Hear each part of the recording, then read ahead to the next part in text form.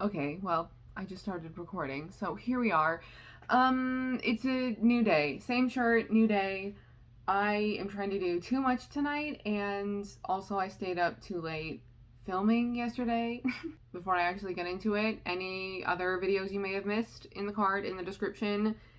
There's a lot going on for April here. So, I've got my paper with me. Movies. Lots of movies. So much, considering I'll just start with the whole my eye bled situation. I won't go into the details of things necessarily. I will in another video, but if anyone is curious. But it was like inside my eyeball, not like you couldn't see it from the outside. I couldn't see it like looking in the mirror, but I could see it in my vision. And so that derailed thing. That was the derailment in April. Especially in terms of reading. And that's when I started splitting up my screen time a lot more, breaking things up. The weekend that it happened, I only went on my computer to like check my email. I only watched 2 movies because we had a movie marathon planned for that Saturday with my movie marathon group. And one I had already seen, so it didn't really matter if I didn't pay as much attention. I just listened to audiobooks like the entire weekend. Basically, like I just sat on my bed and listened to audiobooks. Besides that though, I did get a lot of watching movies and shows in before it happened, and then after it happened, I was trying to be consistent with watching things because I ended up recording a bunch of movies, okay, a bunch, and I wanted to make sure I was being diligent with watching them and then deleting them and making more room for other movies that were going to be on.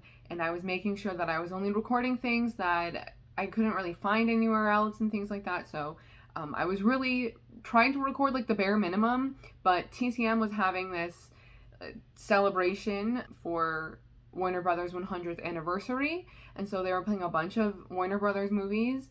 And they had a bunch of movies from the 30s playing, and so I had to record them, okay? That's what most of my movie watching was in April, either specifically 30s or overall Warner Brothers, because I was recording a bunch on TCM. April was actually the first month where I was specifically like seeking out movies from the 1930s and paying a little bit more attention to in the guide when I was seeing like what years the movies were from with what was playing on TCM. I also watched a few adaptations, including a couple TV shows, and that's all the movie stuff. So I will go into specific titles now, focusing on the 1930s movies and people that I was watching a lot from. I have Errol Flynn, Bette Davis, Claudette Colbert, and Mary Astor all listed. Mary Astor is going to come into play a little bit later in the video towards the end, and then also I hope to watch/rewatch some movies in the upcoming month. Claudette Colbert, I think I watched a movie from her like every month, 1 or 2 every month, it just so happened. And then a lot of Bette Davis. She was just working a lot for Warner Brothers, I guess, at the time. And this also kind of went into the 40s as well, since the 30s is where more so where she got her start, and then obviously continued throughout the decades. And that was also the case for Errol Flynn, who his 2 movies that I watched, which I will name momentarily, those were 40s films. But I do have another earlier film recorded. I just haven't watched that one yet. So in terms of specific titles, overall, the 2 Errol Flynn movies that I will mention are The Seahawk from 1940 and The Adventures of Don Juan from 1948. I just really enjoyed these. Specifically, oh my gosh, The Adventures of Don Juan I would love to have in my collection because I feel like it would just be great to put on every now and then because it's so colorful, it's so vibrant. The costumes are a sight to behold because they kind of feel all over the place in terms of period, but they're so unique and innovative. I don't know what they were going for necessarily, but it worked for me. I really thought the costumes were so gorgeous, and then I'm pretty sure this was a Technicolor film, so they popped, and I loved it. The Seahawk is like a swashbuckler adventure movie, but also had a lot of serious messaging and like themes, which took me by surprise a bit because I was really expecting, you know, an adventure rompy time, pirates and stuff, but it turned out to be a little bit more serious than that, in a good way. And then two films from the 1930s that I'm going to mention are Page Miss Glory from 1935. I don't think I've seen anything from Marion Davies. I think this was the first movie of hers that I'd ever seen, and she was so charming. I kind of didn't like the way that her character was introduced, but when she was charading as Miss Glory, I was in for it. I loved it so much, and I need to watch more from her.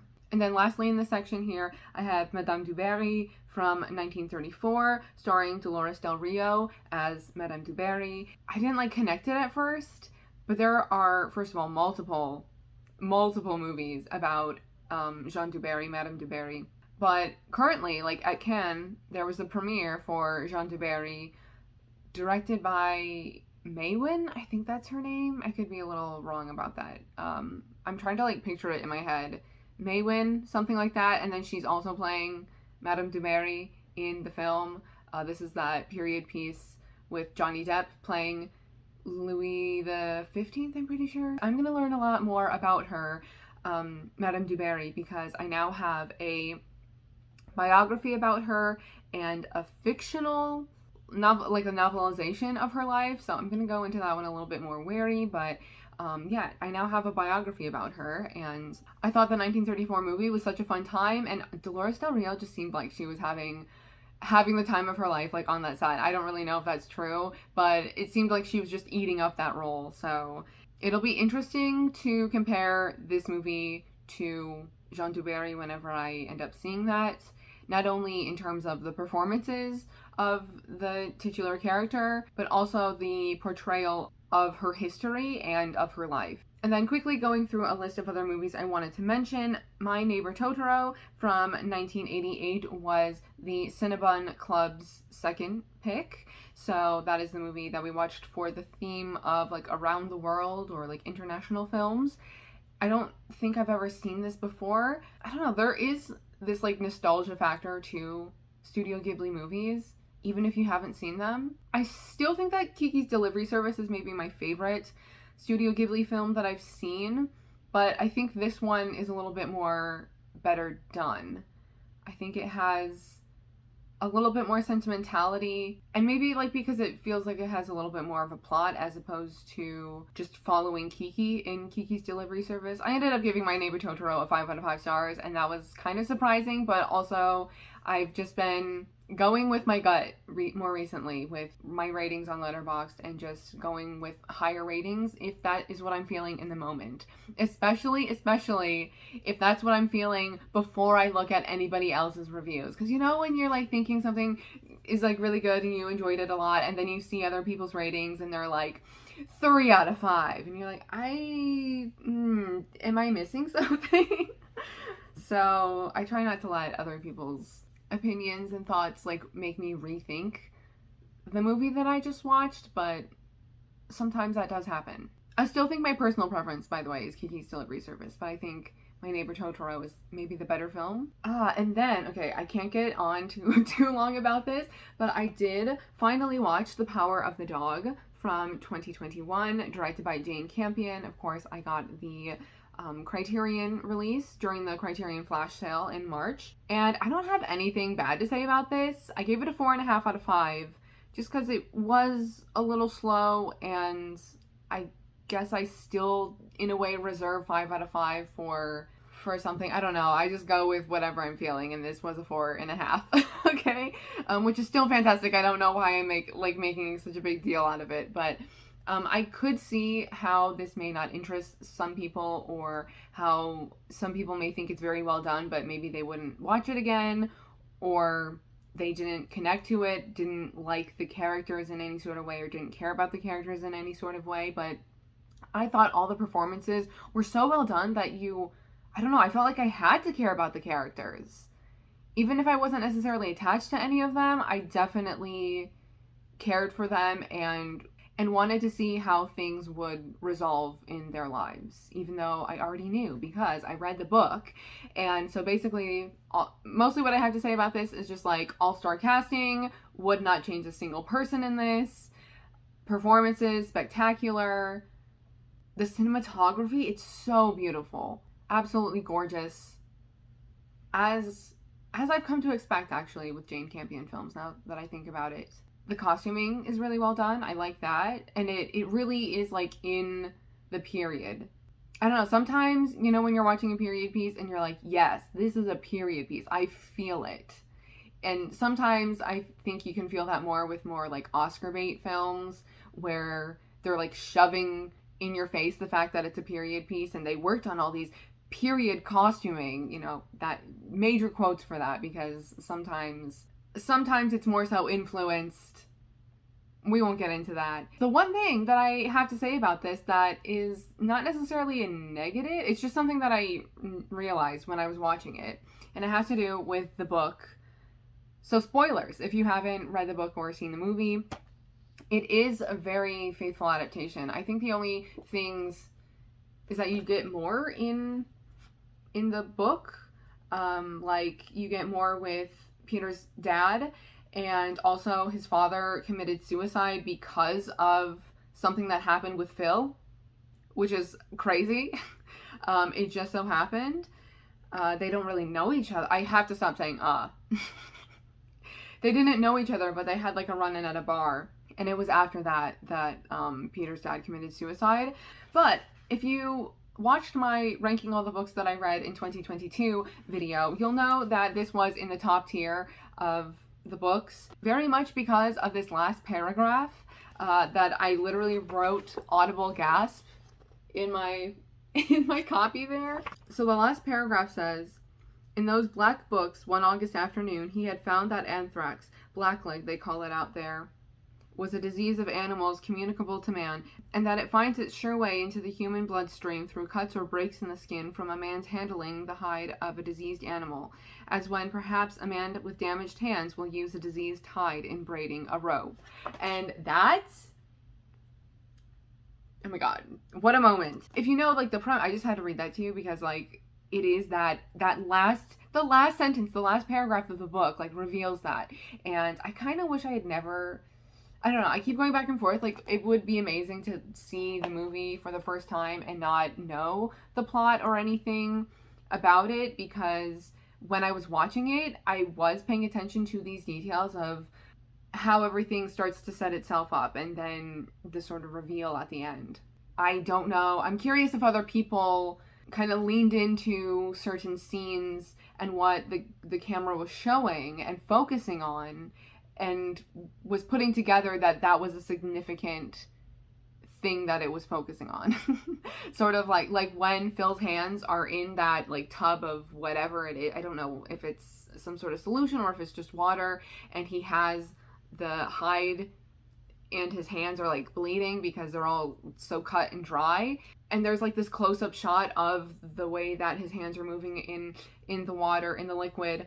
And I was like, oh, that's important, obviously, but if you didn't know that it's important, was it just like, oh, that's a nice shot?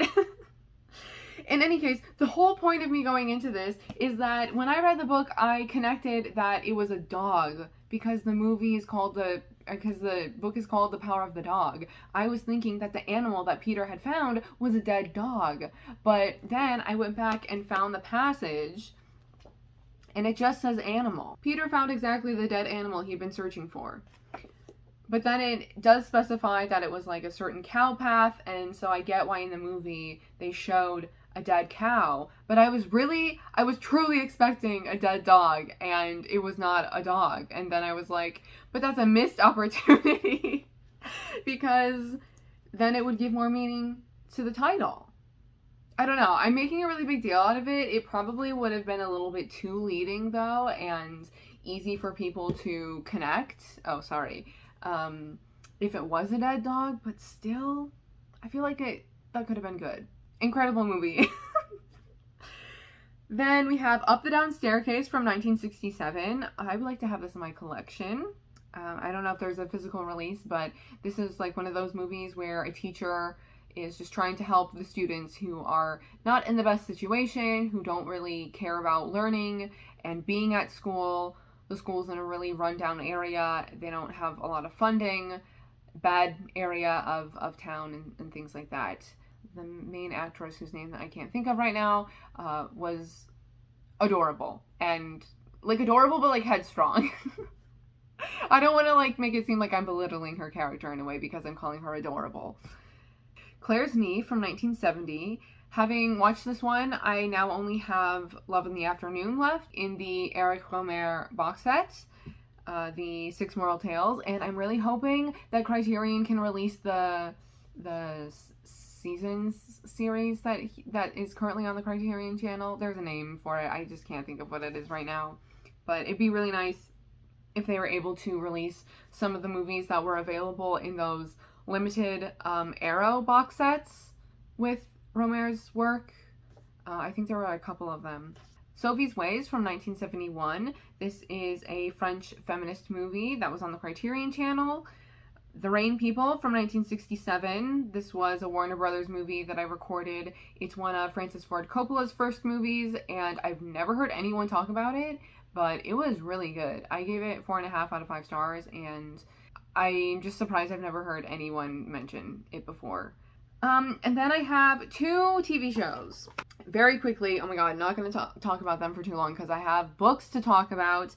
Daisy Jones and the Six, which is an Amazon Prime original. This is a mini-series. I don't think they're going to do a second season. It did fully adapt the first books, or the only book, the standalone book. So I don't know what else they would do necessarily. I really liked it. I thought I would like it more than the book, but I feel like I'm pretty even. I just don't love the story and don't connect with the characters as much, though the show did make me cry a couple times. Full on, like, crying at the end, too, by the way. But mostly, I just think the casting was so well done, particularly Riley Keough. She's one of my favorite actresses, and I was so excited when she was announced as Daisy. I was like, that's perfect. I'd have to, like, listen to the soundtrack again. I kept on hearing a lot of people complaining that the music, like, wasn't super great. I kind of agree, but mostly in the sense of there were a few songs in there that were so repetitive, and that's what I didn't like about the songs mostly, is just the repetitiveness of certain parts. And it's like, we don't need to keep hearing the same 2 lines over and over and over and over and over again. And then Shadow and Bone season 2 on Netflix. I'm going to do a video about Shadow and Bone, just overall, but definitely focusing on season 2. I wanted to make a video, but then my eye bled, and I was like, I need to rewatch the show in order to talk about it. Actually, was Shadow and Bone? Shadow and Bone may have been a March thing. Whatever. It's okay. I was going to rewatch it in April. And I was like, I would rather spend my time watching things that I haven't seen already.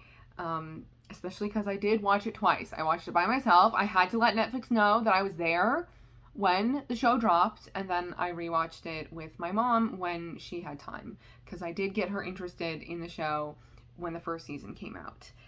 But I have mostly mixed feelings, but also what I will end up talking about a lot is more on the negative side. Lastly, for movie stuff, my MUBI 90-day free trial ended, and I had only watched Decision to Leave back in January.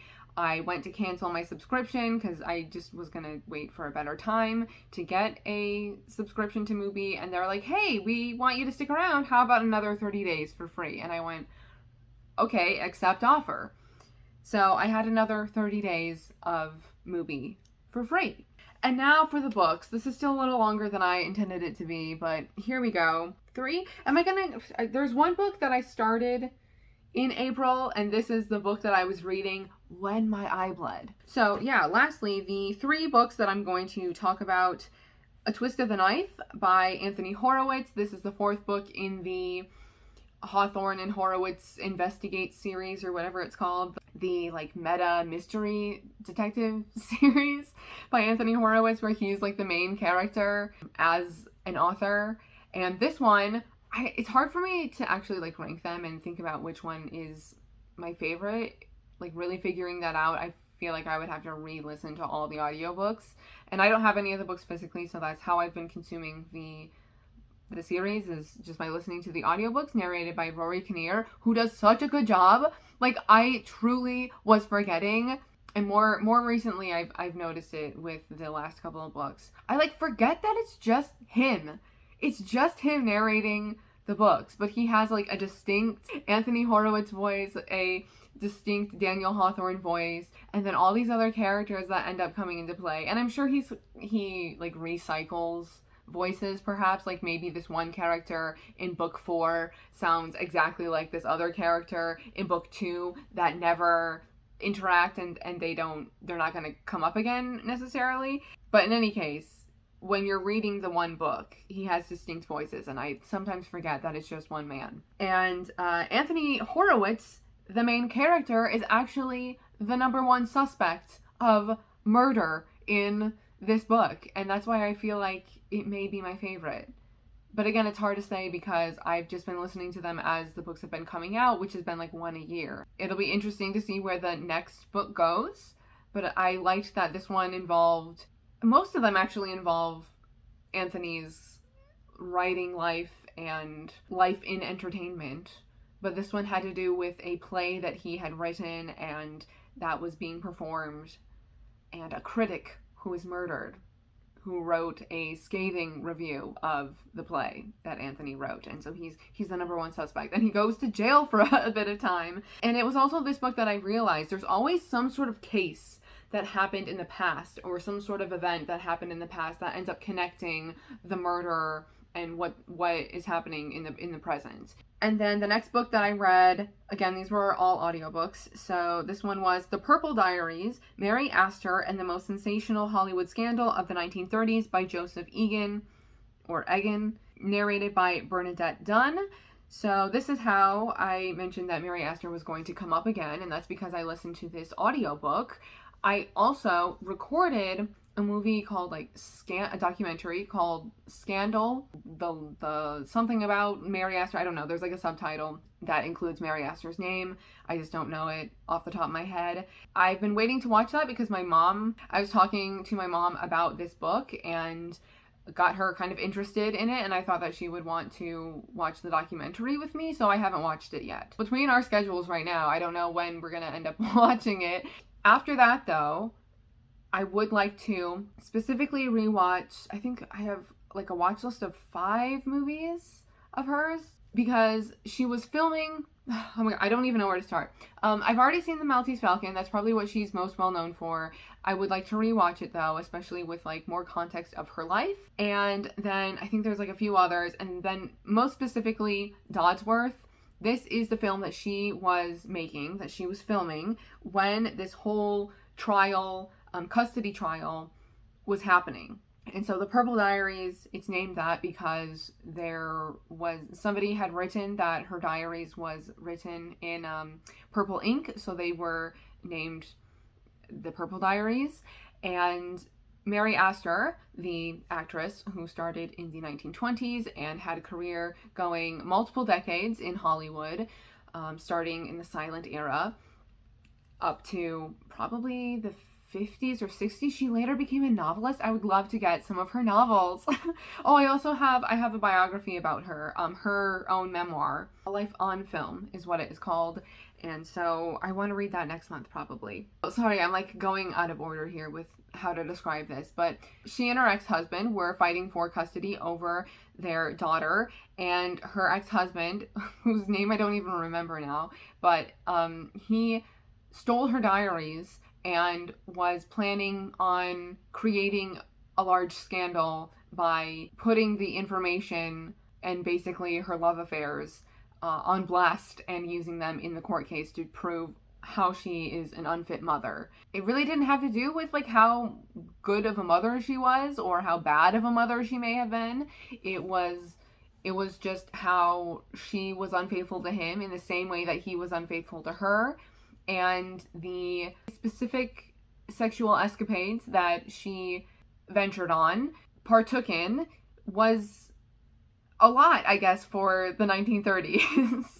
Especially, I mean, when you think about it, it's the time the Hays Code came in, so they were like, look at the immorality of Hollywood and all these actors, and we can't have this influencing people.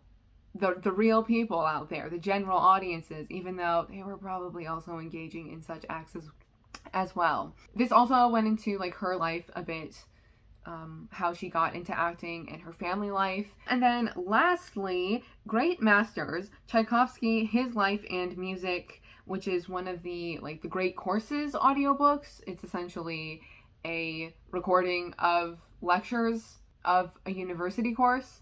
And this was narrated by Professor Robert Greenberg, who teaches the course. This was pretty short, and it's about Tchaikovsky, obviously, the composer. He is probably my favorite composer, but I don't know if that's just like a basic answer. He's definitely the composer that I've explored the most. His 3 ballets, The Nutcracker, Swan Lake, and Sleeping Beauty, are probably 3 of the most well-known ballets in all of existence. If you don't even know ballets, if you're not into ballet, you probably still know of these titles. Those are like a few of my favorite ballets, overall favorite like compositions and such. So I wanted to learn more about him.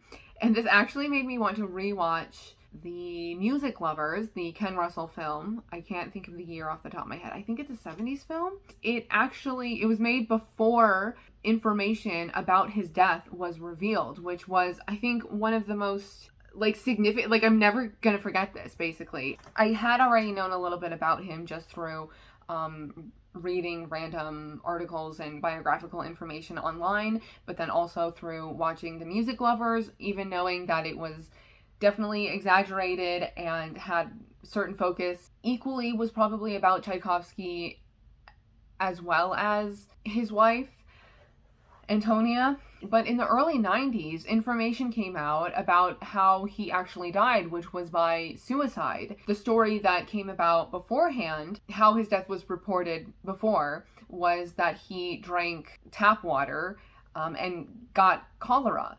But that was all a scheme, all a plan, because he had actually been taking a certain poison that mimicked cholera, taking it slowly so that that's what it looked like, and was doing it on purpose because he was about to be caught in a major scandal with the nephew of some significant person in royalty, in Russian royalty.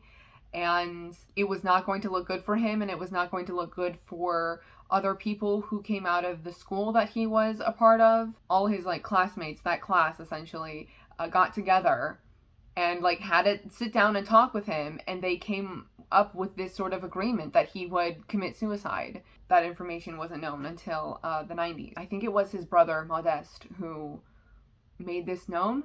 So I would like to read Modeste's like diaries and journals. There's like a bunch of like literature that is from Tchaikovsky and his brother and other significant figures that I definitely want to read, because just hearing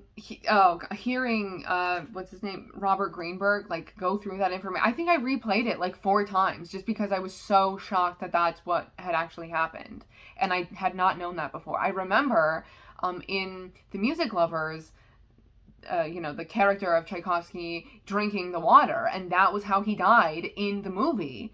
So that's why I said I wanted to rewatch The Music Lovers. I don't know if it's available anywhere, but I had previously watched it on the Criterion Channel a couple years ago when I was watching a bunch of movies starring Glenda Jackson, and she plays Antonia, his wife. So I want to like revisit that movie for sure. And then also just knowing like more information and like meaning what was happening in his life personally when he was writing certain compositions and in the middle of things. So I could really go on about this, but I'm already 40 minutes into filming, which is so dumb. This is definitely going to be the longest. I didn't mean for it to be this long, but hey, this is why I split up each month. Oh, it was very like brief and an overview. It did go into details, but there's a lot of things that the audiobook skimmed over, and so that's another reason why I definitely want to pick up certain like journals and diaries and just a different biography. So that's actually the last thing that I have to mention, and I'll be moving on to the May portion, the May catch-up video. This one was a lot. Thank you for watching, and I'll see you in the next one.